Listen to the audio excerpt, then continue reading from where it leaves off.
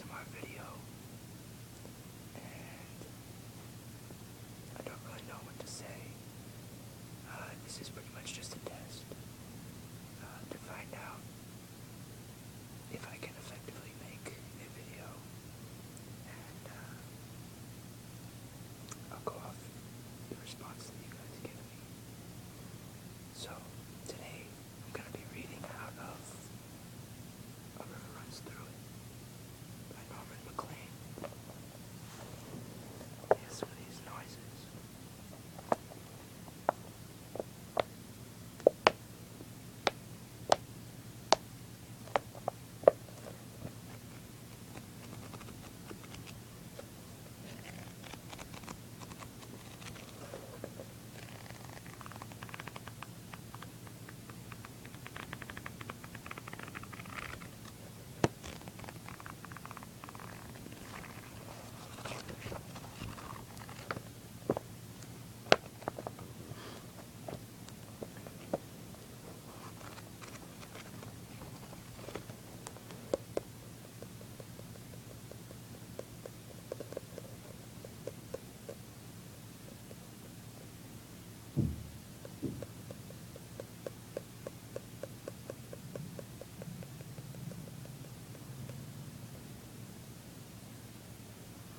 Okay, let's get started.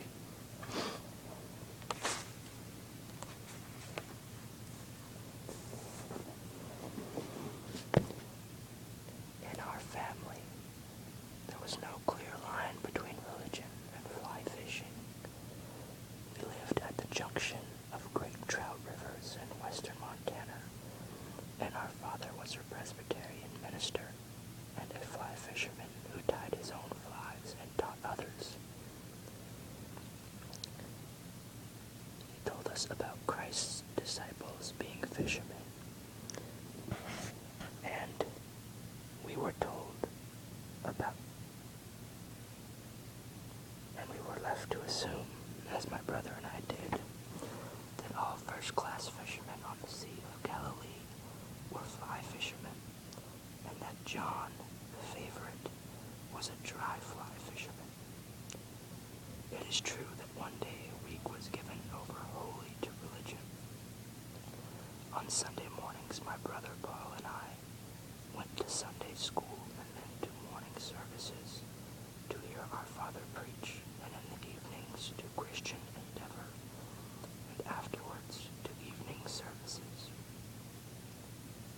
to hear our Father preach again. In between, on Sunday afternoons, we had to study the Westminster Shorter Catechism for an hour and then recite before we would walk the hills with him while unwound between services. But he never asked us more than the first question in the catechism: what is the chief end of man? And we answered together, so one of us could carry on if the other forgot. Man's chief end is to glorify God and to enjoy him forever. This always seemed to satisfy him, as indeed such a beautiful answer should have. And besides, he was anxious to be on the hills where he could restore his soul and be filled again to overflowing for the evening sermon. His chief way of recharging himself was to recite to us from the sermon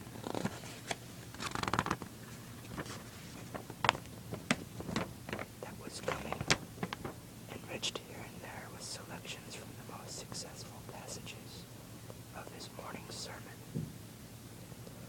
Even so, in a typical week of our childhood, Paul and I probably received as many hours of instruction in fly fishing as we did in all other spiritual matters. After my brother and I became good fishermen, we realized that our father was not a great fly caster, but he was accurate and stylish and wore a glove on his casting hand. Okay, I'm gonna try out some soft-spoken stuff now.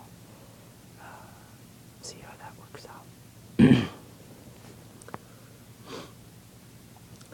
As he buttoned his glove in preparation to giving us a lesson, he would say, "It is an art that is performed on a 4-count rhythm between 10 and 2 o'clock.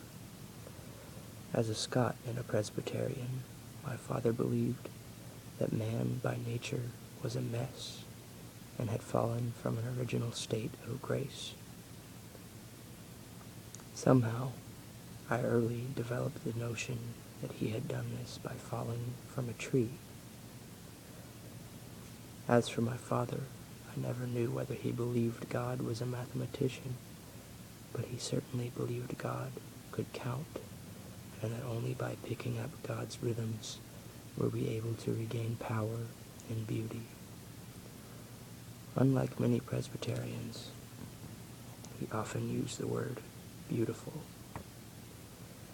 After he buttoned his glove, he would hold his rod straight out in front of him, where it trembled with the beating of his heart. Although it was 8.5 feet long, it weighed only 4.5 ounces. It was made of split bamboo cane from the far-off bay of Tonkin. It was wrapped with red and blue silk thread, and the wrappings were carefully spaced to make the delicate rod powerful, but not so stiff it could not tremble.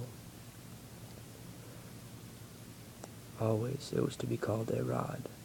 If someone called it a pole, my father looked at him as a sergeant in the United States Marines would look at a recruit who had just called a rifle a gun.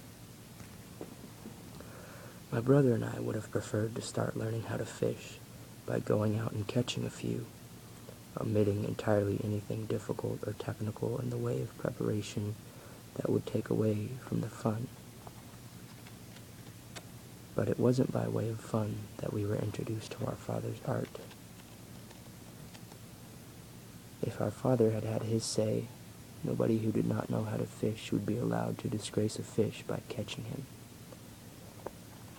So you too will have to approach the art Marine and Presbyterian style, and if you have never picked up a fly rod before, you will soon find it factually and theologically true that man by nature is a damn mess.